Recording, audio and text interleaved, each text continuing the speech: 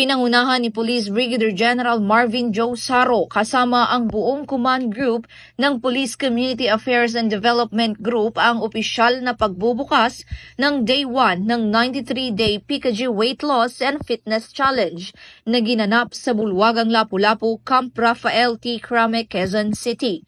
Nanguna rin sa aktibidad si Rendon Labador kasama ang kanyang Army Fitness Team na siyang nag-lead sa pagsisimula ng fitness routines ng mga kalahok.